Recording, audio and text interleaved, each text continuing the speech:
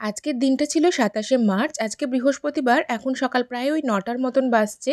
Ready হয়ে নিয়েছি, যাব আজকে কলকাতা। বালুরঘাট এক্সপ্রেসে আমাদের টিকিট কাটা আছে। যেটা রাইট টাইম হচ্ছে ১০টা ১০-এ।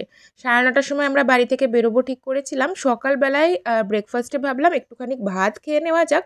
কারণ দিদির বাড়ি গিয়ে লাঞ্চ করতে করতে অনেকটাই দেরি হবে। আর এই সকালবেলার জলখাবারে ভাতটা আমার এমনিতেও বেশ ভালো লাগে। ঘি, বেগুন ভাজা, আলু সেদ্ধ দিয়ে আমাদের খাওয়া হয়ে গিয়েছিল। তারপরে ঠিক ৯:৩০ সময়তেই আমরা বেরিয়ে পড়েছিলাম।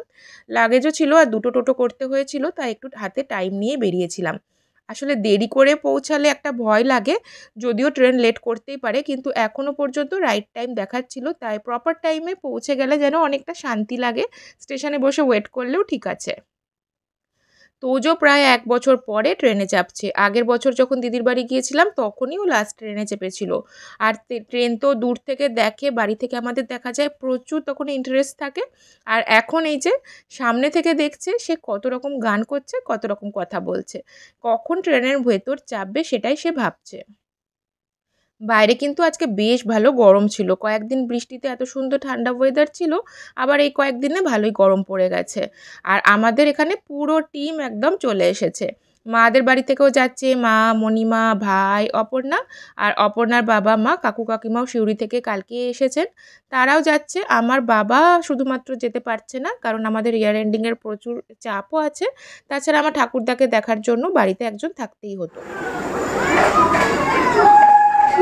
দেখবে মা টাটা করছে তাদেরকে, এটা দেখতে পাই আমার বাড়ি থেকে। ওই তো দেখে যে টিভিতে দেখেছি। এটা তো তোমাদের ওই জানলা দিয়েও দেখা। একটার পর একটা প্রচুর ট্রেন দেখে তোজো তো খুবই খুশি। তবে আমাদের ট্রেনটা প্রথম থেকেই রাইট টাইম দেখাচ্ছিল, কিন্তু রামপুরহাট ঢোকার মুখে কিছুক্ষণ দাঁড়িয়ে পড়েছিল, তাই ১৫-২০ মিনিট মতন ট্রেনটা লেটে এসেছে। প্রথমেই ট্রেনে উঠে এই যে সবার ট্রলি আছে, প্রায় ৭-৮টা ট্রলি, কারণ আমরা লোকও আছি ১০ জন, সবার একটা করে হলেও অনেকটাই হয়ে যায়, তো ৭টা-৮টা ট্রলি আছে, সেগুলো সব ঠিকঠাক করে এখন একটা সুন্দর জানলার ধারে সিটে বসে গেছি। আর তোজো সব বাইরেগুলো দেখছে আর অনেক প্রশ্ন করছে। তোজোর সাথে সাথে ট্রেনে আমারও অনেক দিন পরে চাপা হচ্ছে। ব্যাঙ্গালোরে থাকতে তো ট্রেনে চাপার সুযোগ হয় না, যখনই বেড়াতে যাই গাড়ি করেই যাওয়া হয়, আর তাছাড়া ফ্লাইটে চাপা হয়। আর ট্রেনে আমার চাপতে ভীষণ ভালো লাগে। আর এই ট্রেনটা বেশ ভালো ছিল, স্পেশিয়াস ছিল। অনেক জায়গায় সামনে পা রাখার জায়গা থাকে না, তবে এই বালুরঘাট এক্সপ্রেসটা দেখলাম বেশ অনেকটা স্পেশিয়াস ছিল। বাইরের দৃশ্য দেখতে দেখতে আর সবার সাথে গল্প করতে করতে আমরা কিন্তু বেশ অনেকটাই এগিয়ে গেছি।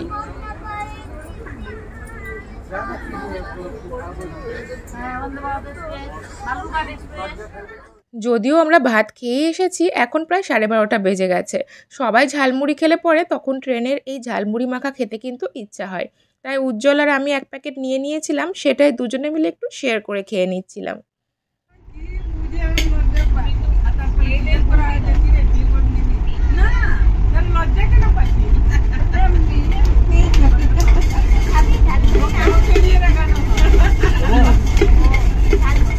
ট্রেনটা লেট করে ছাড়লে পরেও মাঝখানে কিন্তু মেকআপ করে নিয়েছিল। এখন একদম রাইট টাইমে আমরা দাঁড়িয়ে আছি দমদম স্টেশনে। এরপরে আর একটা স্টেশন পরেই কলকাতা স্টেশনে। অনেক দিন পর দিদির বাড়ি যাচ্ছি, গুঞ্জার জন্মদিন উপলক্ষে। আমার ছোটো বোনজি গুঞ্জা, সবাই মিলে অনেক অনেক মজা করার প্ল্যান আছে, সবটাই তোমাদের সাথে শেয়ার করব অবশ্যই। এখন চলে এসেছি কলকাতা স্টেশন, দিদি তো গাড়ি পাঠিয়ে দিয়েছে। এরপর যাব দিদির বাড়ি, সেখানে গিয়ে কি করলাম না করলাম যেটা শেয়ার করব পরের ব্লগে। আপাতত সমস্ত ব্যাগ ট্যাগ কুলিকে দিয়ে প্যাকিং করে আমরা স্টেশনের বাইরে বেরোচ্ছি। তোজো খুবই খুশি যে সে যাচ্ছে গুঞ্জা বনুর বাড়ি। আজকে ট্রেন জার্নিটা এরকমভাবেই কাটলো। একটা মিনি ব্লগ তোমাদের সাথে শেয়ার করলাম, কেমন লাগলো অবশ্যই জানিও। ভালো লাগলে কিন্তু অবশ্যই লাইক কমেন্ট শেয়ার করে দিয়ে পেজটাকে ফলো করতে একদম ভুলো না। পরের ব্লগে আবার দেখা হবে। সবাই ভালো থেকো, সুস্থ থেকো, টাটা।